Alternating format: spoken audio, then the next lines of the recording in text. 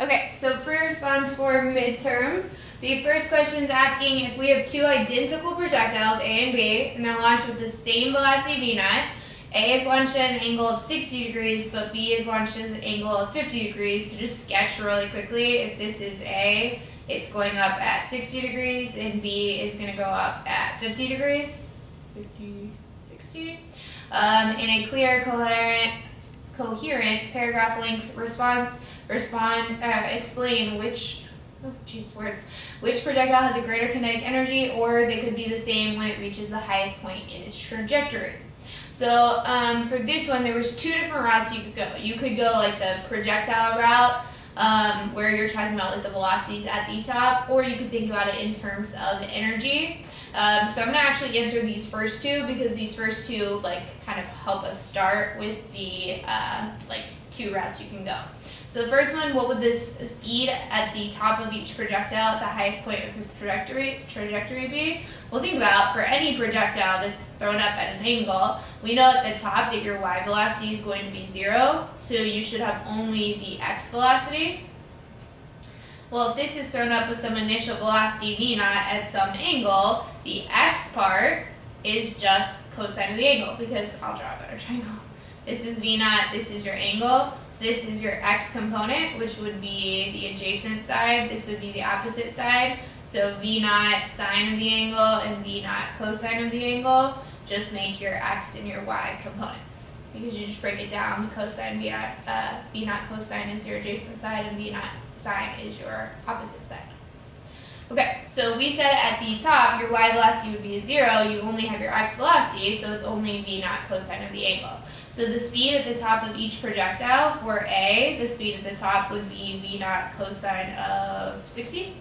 And for B, the speed at the top would be v naught cosine of 50. And our explanation is at the top you only have x velocity because the vertical velocity is 0 at the top. Is there anything else? Nope, that's exactly what I said. Which projectile would reach higher? So if you're looking at it, they both go up with the exact same velocity, but they have different angles. That means that their different components are going to be different. For example, projectile B is going to have a greater x component of the velocity because cosine of 50 is greater than cosine of 60. It's more in the x direction than the other projectile A. So it has a greater x component of the velocity, and then the same reasoning, A has a greater vertical component of the velocity compared to B because B is at a lower angle. So because it has a greater vertical velocity, it will reach a higher height. So I said A because it is shot at a higher angle. So it starts with a greater vertical velocity, so it reaches higher. A higher height, higher maximum height. So their higher angle means more y velocity, more vertical velocity, so it reaches higher. So these are the two different ways you can think about answering number one. So we want to know which one has the greater kinetic energy. So you could think about it as, okay, I have only x velocity at the top.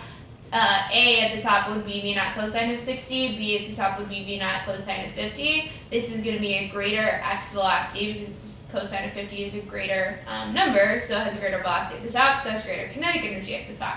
Or you can think about it in terms of energy. A reaches a higher maximum height, so that means it has more potential energy at the top because it is higher, and potential energy depends on height. So if it has more potential energy, but they started with the exact same kinetic, or the same total energy, then it must have less energy at the top.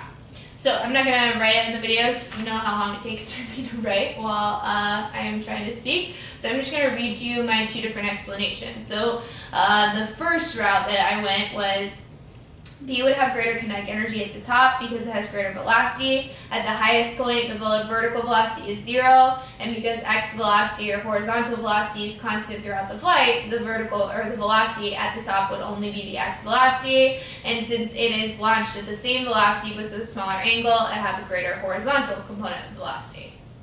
So that's basically taking this answer and saying, okay, yeah, basically this has greater velocity at the top because of greater x component and therefore greater kinetic energy. Or you can go the energy route, which is this explanation right here. The two projectiles start with the same kinetic energy because they have the same initial velocity, but because A is shot at a higher angle, it reaches a greater height. B at a lower angle, and B at a lower angle. Since the highest point on A has greater potential energy because it's higher than B, it will have less kinetic energy, so B has less potential and more kinetic at the highest point. It has less potential because it is less high, but has more kinetic. Okay, hopefully that makes sense. The next questions, we've got a velocity versus time graph. And first, it's just asking us to describe the motion. So you'll notice that car X stays at the same velocity the whole time. So you can just say it's moving at a constant velocity.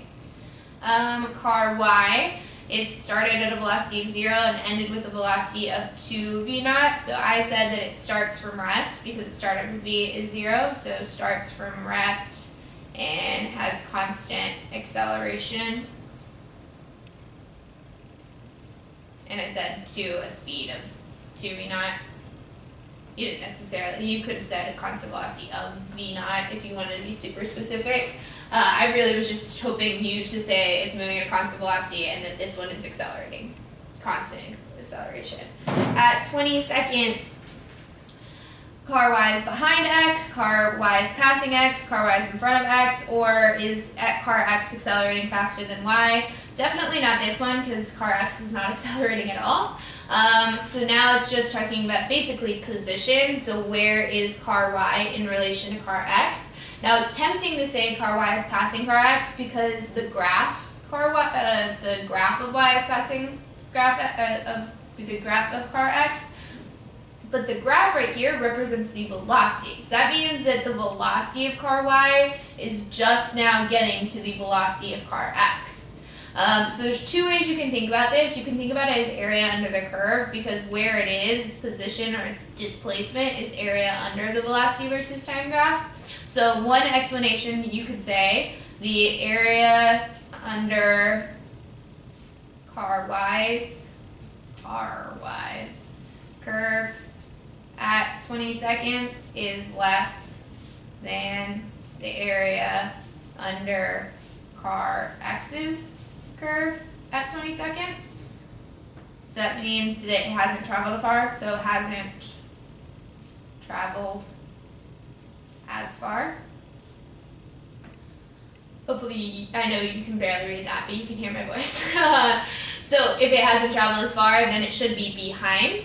And if you're like, how did you know the area under the curve is smaller? Well, if you look just at 20 seconds, you've got this triangle right here for car Y, whereas for car X, you've got this entire thing. So this one only has half the distance that car X has.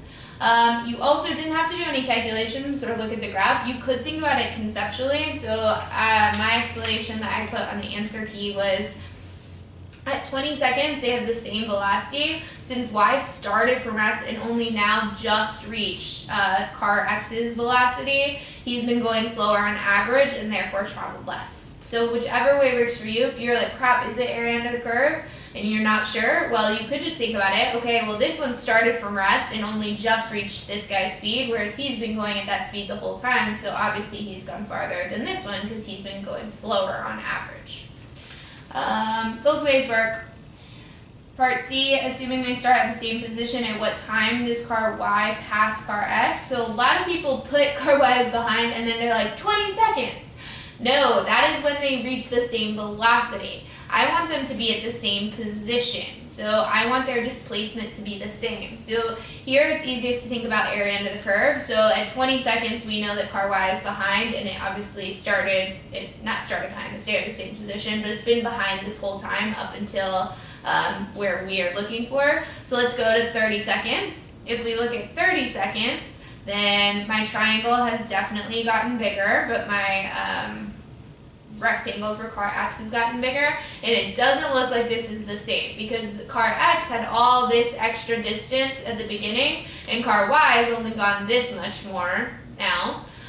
So then you go to car 40 seconds and you fill this out, and what you will notice is like, okay, yes, this part above car X is now making up for how much it was losing at the beginning when it was going so much slower.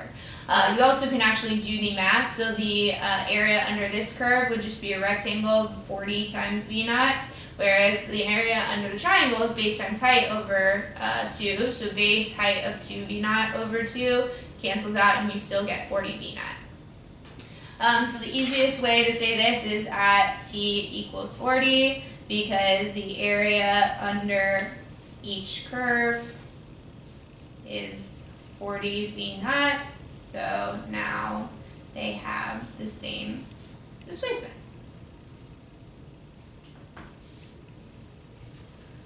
Or you could, well actually, I'm going to come back to this after answer E. So how does the average speed of X compare to the average speed of Y? So average speed is thinking about how far you go in a certain amount of time. You might be going faster or slower at different points, but on average, how fast are you going? Well, at the very end, after 40 seconds, we said that they're in the same position. So they went the same amount of distance in the same amount of time, so they actually have the exact same average speed because they went the same distance in the same amount of time. And average speed, just like constant speed, is distance over time. If I go 40 miles in 1 hour, my average speed is 40 miles per hour. That doesn't mean I went 40 miles per hour the entire time, right? You might be going 60 at one point, stopped or slower at a different point.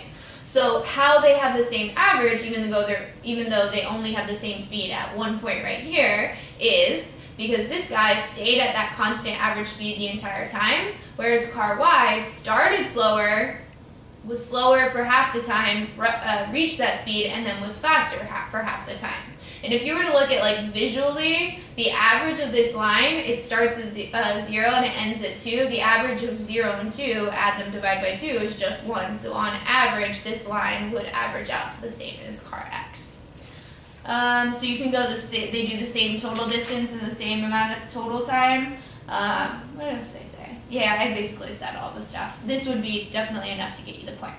And then the acceleration of car X and car Y, well, car X is at a constant speed, so acceleration was 0.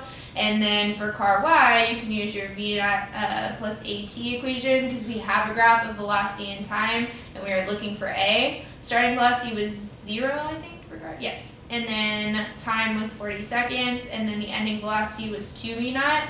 So then divide by 40, you get v naught over 20 is your acceleration, because 2 over 40 simplifies to 1 over 20.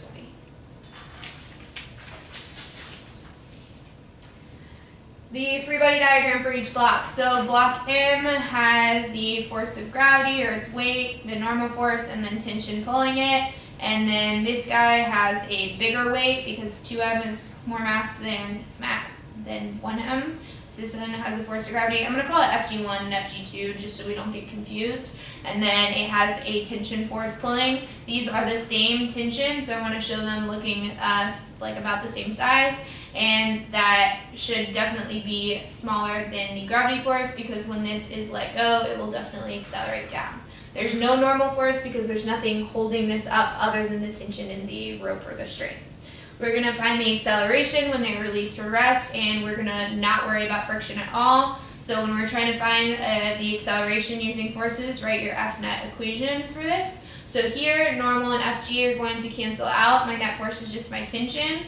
Here, my net force, I'm going to subtract the two forces acting on it. And it definitely matters the order. Remember, you have to do like the bigger minus the smaller. This one's going to accelerate down, so then I would do the force of gravity minus tension. Now, net force is just mass times acceleration. So mass times acceleration equals tension. Net force is mass times acceleration, but be super careful because your mass here is 2m. So it's 2m times the acceleration. Force of gravity is just m times g, but it's 2mg minus tension. And we're trying to solve for A. We don't know tension, except that we know it's ma, so we're going to substitute that in. So 2ma is 2mg minus ma. To solve for A, we need to combine all of the a's together. So that gives me 3ma is 2mg, and divide the 3m over to get a by itself. M's cancel, so the acceleration is 2/3 of gravity, which is definitely reasonable because think about if this wasn't here, it would just fall down in gravity. Because you're attaching this mass to it, it should accelerate at less than the acceleration of gravity, which 2/3 is less. And the reason it's 2/3 is because it's pulling down with a force of 2 mg, but it's divided over a total of 3m. If the 2m block was only a distance h above the ground, what would the speed of the m block be when it leaves the table? So think about, I'm saying that this is only a height h right here. So once this hits the ground, now it's not accelerating anymore, right? Once the 2m hits the ground, now this block is going to continue moving because there's no friction. It just like sped up, right? It just accelerated, and it'll just continue at its constant speed. So I want to find what that speed is. So think about, it said it's released from rest, so V0 is 0. I know how much it is accelerating by 2/3 g, and I know for how long it's accelerating. Because this doesn't accelerate the entire length of the table, it only accelerates while this is like falling down, and this only falls down at distance h, so it's delta x, or displacement, is h. And then we're trying to find the velocity after that. So based on the variables we have, we can use, which equation? Yeah, v squared is v0 squared plus 2a delta x.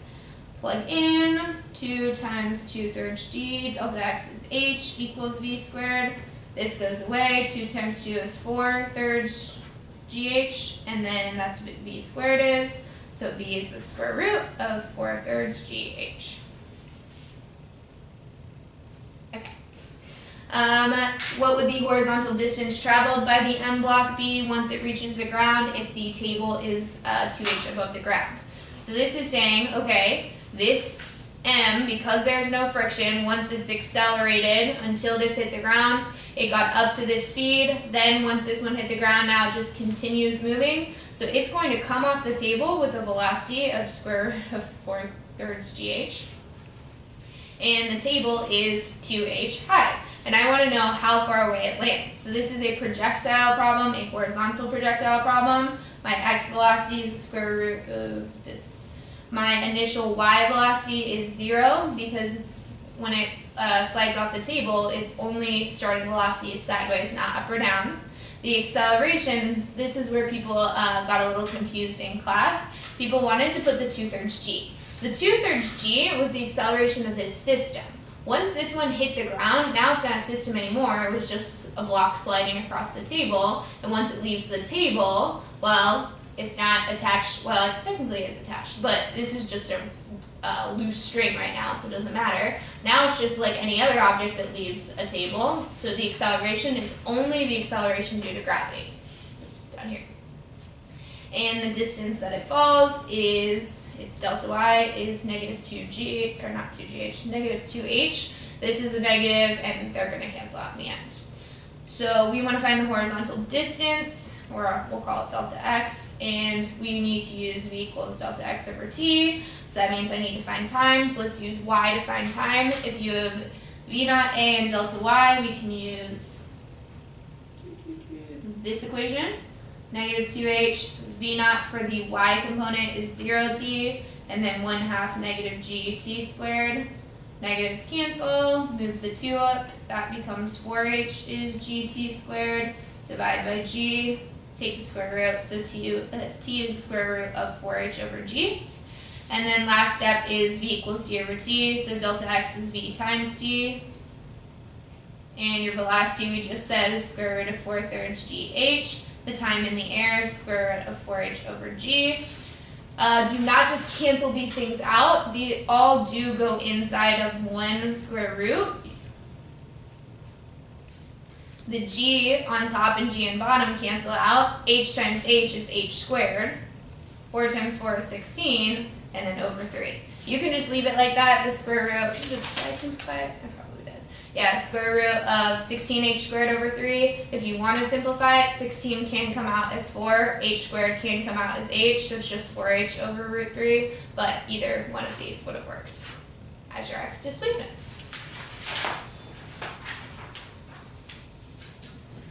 The forces at the top of the circle. So at the top of the circle, you've got tension, and you also have force of gravity, and it tells me that the tension is twice the weight of the ball. So if this is my force of gravity, tension is twice of that.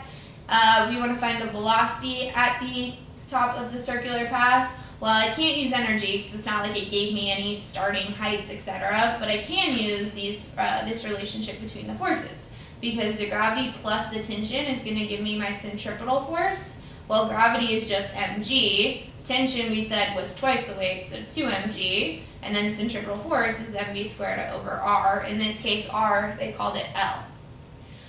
So then we have 3mg equals mv squared over L. Solving for the v, so multiply the L up, divide m over, that crosses off, so velocity is the square root of 3lg, or 3gl, it doesn't matter, it's the same thing. So that's the velocity at the very, very top, right here, and it says, did I not say that it, oh my gosh, oh man, I forgot to put that the string gets, like, it breaks at the top. I swear I have it in here. Okay, obviously not. I'll tell you now. The string breaks at the top, and I want to know, once the string breaks, how long does it take for the ball to reach the ground? And it says that at the bottom it just clears the ground, so that means that the height, this distance right here, is just 2L, because if this is L and this is L, to the ground is 2L. So to find the height, well, now it's a horizontal projectile, so v naught for y is 0.